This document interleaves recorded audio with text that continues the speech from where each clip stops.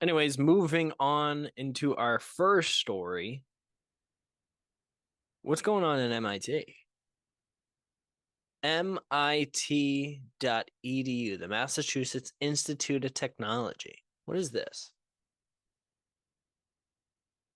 Engineers develop a vibrating ingestible capsule that might help treat obesity.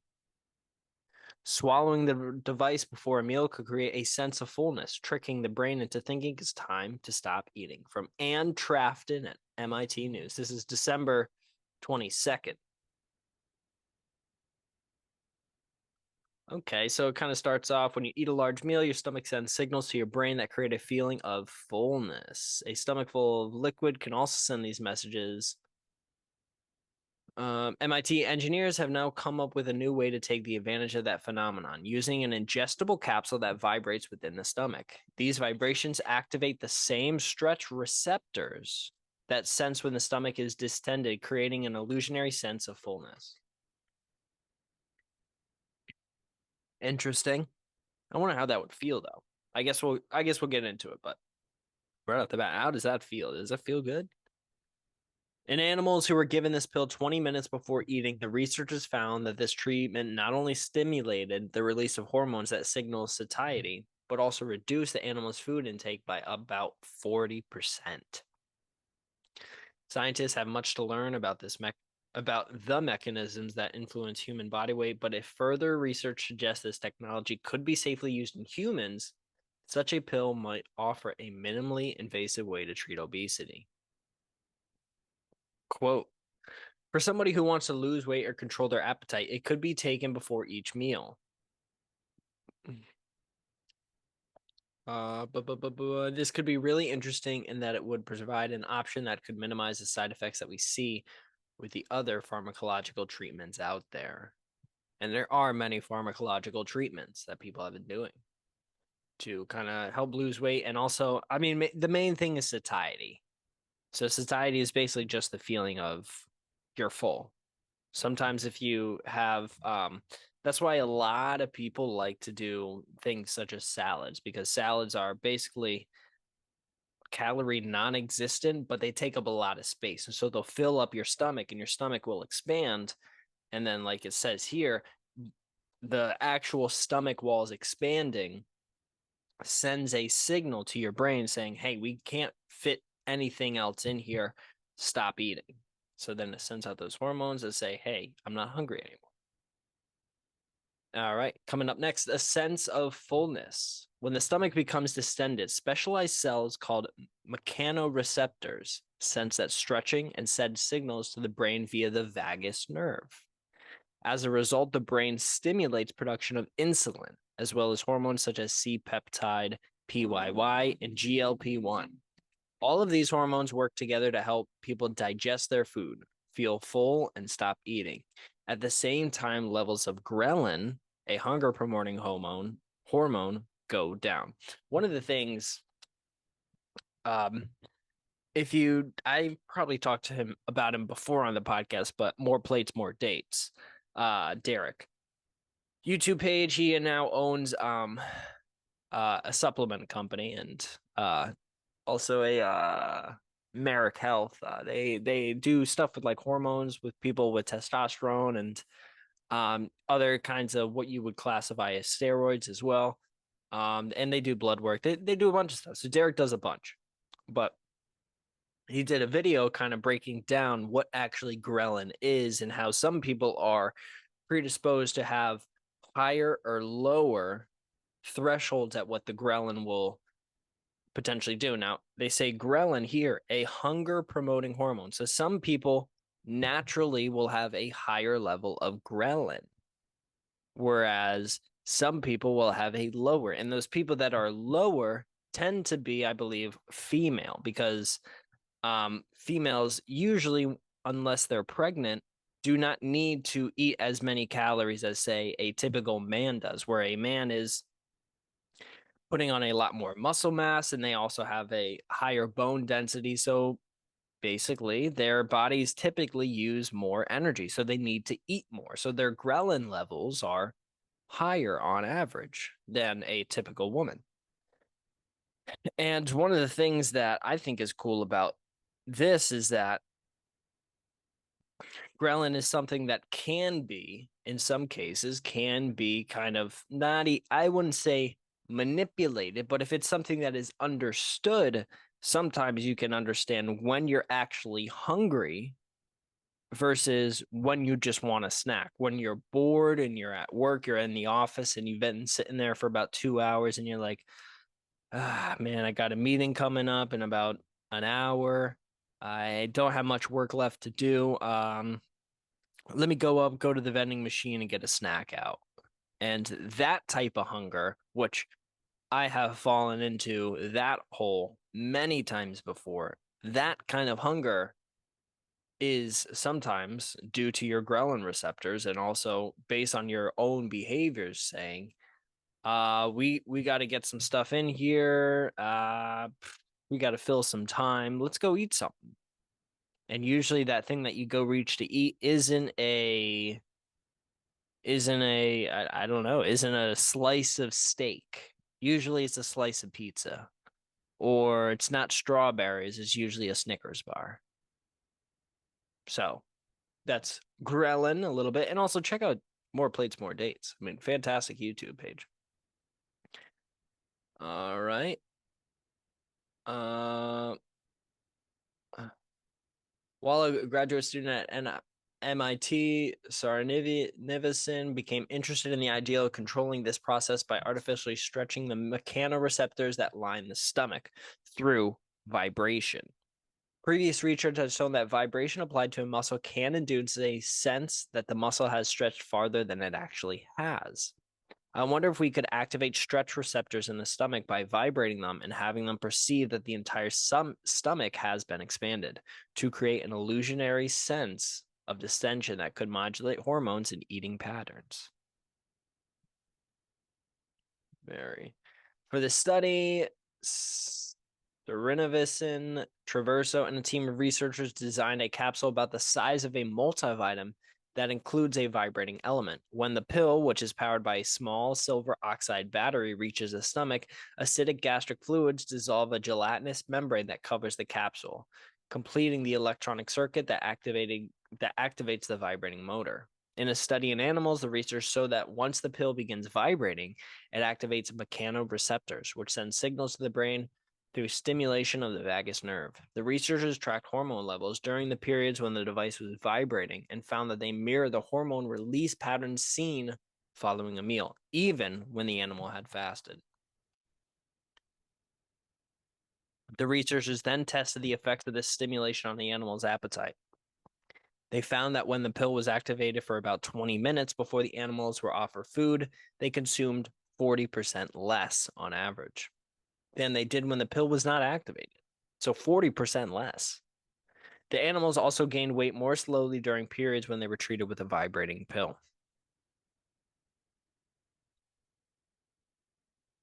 Okay. The current version of this pill is designed to vibrate for about 30 minutes after arriving in the stomach. But the researchers plan to explore the possibility of adapting it to remain in the stomach for longer periods of time where it could be turned on and off wirelessly as needed. In the animal studies, the pill passed through the digestive tract within 4 or 5 days. The study also found that the animals did not show any signs of obstruction, perforation, or other negative impacts while the pill was in their digestive tract. That's a little interesting that it stays in there for that long and that they would want it to stay in there for longer so that you could turn it off and on. That would be crazy. And I think that would easily get abused. You just have it vibrating on your stomach 24 hours a day. I could see that. An alternative approach. This type of pill could offer an alternative to the current approaches to treating obesity, the researchers say. Non-medical interventions such as diet, exercise don't always work, and many of the existing medical interventions are fairly invasive. These include gastric bypass surgery, as well as gastric balloons, which are no longer used widely in the United States due to safety concerns. I mean, non-medical. Listen to this. Non-medical interventions such as diets. Now there's no comma in here. I think this is just two different words, diet and exercise. Diet and exercise don't always work. Now, here's the thing. It's very specific and it's subjective. So people can go on a diet and people can exercise 6 hours a day and they cannot lose weight. And the thing that happens is one of the things, if I have some people who have asked me at work, what can I do to lose weight? I'm trying to lose an extra 5 pounds. And the number one thing that I say is download either an app like Chronometer or Chronometer, however you pronounce it, or get an app like MyFitnessPal, where you can track everything that you eat. So let's say, for example, this morning I had pancakes and I just use liquid egg whites and then the Kodiak pancakes powder, and I whisk it up and then I pour that into a skillet. Okay. And I can measure how much I actually put in the mixture and how much liquid egg whites I use because I have a scale so I can see how many grams I'm using of each. Okay. And so then boom, and then I take it off and then I eat it and I add a little syrup. Okay. So I had those Kodiak pancakes and I had those liquid egg whites, right? No. What else do you have to track? Part of that meal was you adding oil to the pan. How much oil did you add? I like to use coconut oil. Um, so I put a spoonful of coconut oil. How much is a spoonful? Is it 10 grams? Is it 50 grams? Is it 75? Because each of those have a drastic difference because fat has 9 calories in it per gram compared to carbs and protein, which are 4 calories per every gram. So if you're using 10 to 50, if you're within that range and you're on the lower end, you're going to be having a lot less calories than if you're on that higher end of that. So you need to, if you want to be diligent about losing weight and you want to make sure that you're actually having, say, 2,000 or 2,500 or 1,500 calories a day, these are the things you need to be tracking. Then after, when you're putting your maple syrup on, even if you don't want to use a sugar-free maple syrup, I certainly like to use just the Costco maple syrup brand because I've tried the no sugar maple syrup, and I just think I have to find the right one because a lot of times it's just I grew up with maple syrup. I'm from southeastern Connecticut. I had a lot of places that had maple syrup around me, and obviously we have Vermont that's right up there. And so we would go to the store and there would always be Vermont maple syrup if you couldn't get any local ones. So that's kind of what I grew up on. I've never been big into the Mrs. Butterworth kind of um, maple syrup, and that's kind of the same taste of the sugar-free, the very healthy kinds of maple syrup. But for myself, I'm fine having the maple syrup that comes out of the tree because the taste is so much better than the sugar-free. So for me, I would weigh out how much maple syrup I'm having, and then that would be my meal. And that would be one entry. And then say going into lunchtime, you have some ground beef and a meal I made last night, ground beef with Gouda cheese uh and then I literally add sugar-free ketchup and a little bit of hot sauce. If I was trying to lose weight and I wanted to be diligent about it, I would track literally all of those ingredients. How much Gouda cheese did I put in? How much uh ketchup did I put in? All of that matters because at the end of the day, all of that determines the amount of calories and the amount of energy that you're putting into your body that your body either has to use and burn off or it has to store in terms of fat. So to say that diet doesn't always work, I have some issue with. Exercise, certainly, I would agree far more. Exercise doesn't always work. If you run, say, 10, 15 miles a day and you eat the same thing, maybe you'll notice some changes if you don't change anything with your diet from what you currently are doing. Maybe. maybe there won't be any significant changes, and there might be some better ways. But if you change your diet, if you're eating clean and you're eating, I know exactly that I'm eating 2,000 calories. And I have a rough estimate that I'm burning about 2,500 on a day, even without exercising or doing anything, just kind of digesting the food, walking around at the office, and going about my day. I burn about 2,500, let's say. If you're eating 2,000 calories and it's a legit 2,000 calories, it's not 2,000 calories where you're not tracking the minute details of how much oil you're putting into your pan, how much sauce you're putting onto your eggs or whatever it is. If you're not being that diligent, then maybe your 2,000 turns into 2,300.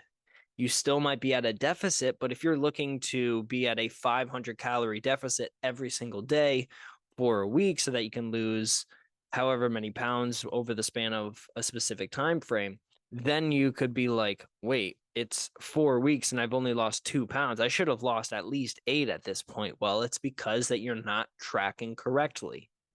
If your diet is 100% locked in, is 100% on time, and you got everything, all of your numbers put in, and you're still not losing weight, go back and see what you missed. Because 10 times out of 10, it is something that you are not tracking. It's a cookie, it's a donut that you get from the office, it's an extra drink. It's just, if you want to be committed and you want to be 100% serious about losing the weight, you have to go to extreme measures. Unfortunately, that's just how it works. So I would disagree that a non-medical intervention such as diet doesn't always work. Diet is something that, no, diets work. Diets work. If you, in the sense that if you eat less calories than you burn, 100% of the time you're going to lose weight. You're going to get healthier.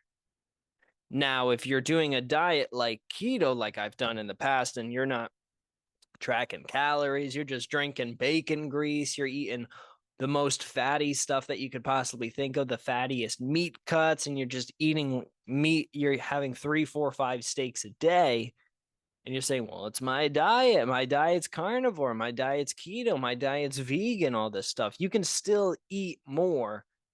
And then say 4 or 5 months down the road, you get sick of the diet and you're like, you know what?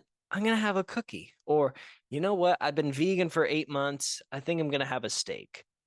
That's some of the issues that you have with the diet where it's restrictive, where you're saying, I won't eat this or I won't eat that. You should probably eat whatever the hell you want to. It's just if you're looking to be healthy and you're looking to lose weight, make sure that you're tracking, making sure that you're looking at what you're eating. You look at, okay, this says a serving size is 2 tablespoons and that's 15 calories. Okay. How much is a tablespoon? All right. Yeah, let me try and do 2 of those and just kind of guesstimate it. That's a good way so that you don't have to go into an app and track everything. If you kind of just eyeball things too, that makes it a lot more easier to realize just how much you're actually eating. Now, that's my gripe with exercise. I can definitely agree because a lot of people, especially if you're older, exercise really isn't the answer. If you're trying to lose weight, if you're trying to get in shape, it's great for your joints. It's great for your muscles, obviously. It's also great for you mentally. There's many good parts of exercise, but to use it primarily as a weight loss tool is not the most effective thing. Diet, diet, diet. What you're putting into your body is 100% going to dictate whether you gain weight, whether you lose weight, and whether you're healthy or not. All right. All right. The researchers now plan to explore ways to scale up the manufacturing of the capsules, which could eliminate clinical trials in humans. Such studies would be important to learn more about the device's safety as well as determine the best time to swallow the capsules before to a meal. Why are there so many grammatical errors in this? It's weird. The best time to swallow the capsule before a meal and how often it would need to be administered. Okay. Gotcha. All right. Moving on to our, so I guess kind of to wrap this up is I'll be interested to see if this device actually comes to market, and see what more kind of research is done into this, because there's so many people who are looking for a quote unquote shortcut to losing weight. A lot of times to buy the super healthy foods and different shakes or whatever you want to do, and the protein powders and all that stuff that a lot of people believe is very healthy, and in many cases it is. Sometimes that's just way too expensive for people. They have a limited budget. Like I have a limited budget. I can't go to Whole Foods every week and just buy a $20 chicken breast and eat that every single week. It would be very hard for me to pay my bills and try and go to Whole Foods and get the best organic fruits and vegetables and do all that stuff. So I understand that price is a very important factor when it comes to people actually losing weight, because there are many things at the dollar store that are not the healthiest for you. They do have some beef jerky there, which is very healthy, especially if you can get eye of round beef jerky, which is just a specific cut of meat that's very lean. So there's not a lot of fat, so it's basically just protein. But I mean, outside of the dollar store, which I love the dollar store, the dollar stores out here are very, very high quality in that they have name brand stuff. I mean, we got I probably drank them on the podcast before, but Alani's, not just Alani energy drinks, but Alani protein shakes as well, which is 140 calories with 20 grams of protein. And they taste really good. And they mix really good as well. So that's something that I've done to kind of keep my diet in check while also trying to save money. But for people who are looking for a way to reduce the amount of calories that they're intaking and trying to cut back on eating, maybe this pill is right for them. Now, being in your body 4 or 5 days is a little interesting to me, because if you increase the amount of people that are using this 5, 10, 15, 20, 30, 40, thousands and thousands of people using this, maybe you could start to arise some people, it gets stuck in their digestive tract, and then how do you get that out? And it's vibrating in your large intestine. That probably doesn't feel amazing. But